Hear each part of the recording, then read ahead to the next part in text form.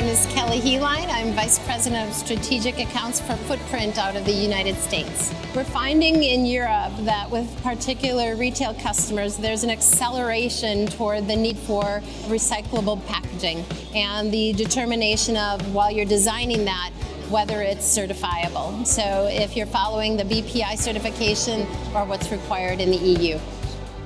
My name's Russell Dunn. I'm a packaging manager in the R&D team at Britvic soft drinks in the UK.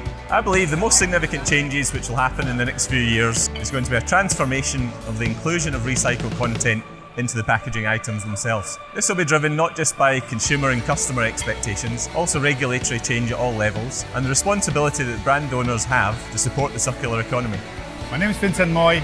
I work for SUEZ Group and I'm the manager of CircPack. And we provide consultancy on recyclability of packaging. So the biggest changes coming up in the next year will be all about preparations for single-use plastics directive, eco-fee modulation for the extended producer responsibility systems, and more upcoming technologies for chemical recycling.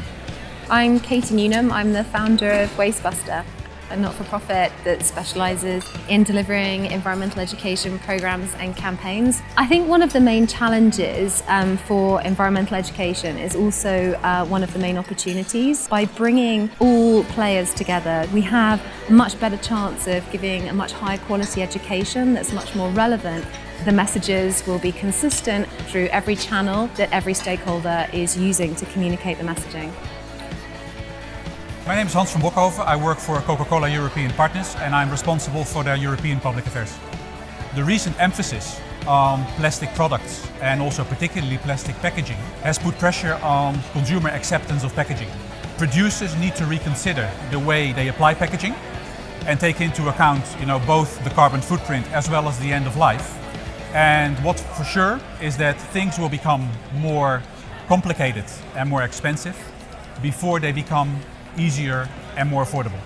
Every company that is active in the packaging supply chain, should be up to speed to what is happening, so the transition in the packaging supply chain. And attending a conference like this is a very good way of doing so. Packaging Sustainability Europe's become established as a leading forum to communicate, discuss all the initiatives that are happening to drive packaging sustainability. It's particularly useful because all elements of the supply chain are represented, so you get a really balanced and well-rounded view of what's happening in the industry. I think the big benefit of coming here is that you have the entire value chain here, everybody is here, new initiatives are being shown, and it's a great pleasure to be here and meet everybody. The benefits of attending Sustainability in Packaging Europe are numerous. It's one of the only forums where you can collaborate with CPGs or consumer products companies, manufacturers of product, and even retail customers. This has been one of the best attended events that we've seen in a while too, with attendance well surpassing 500 people, and the fact that you can collaborate on such a broad scale in one place is remarkable.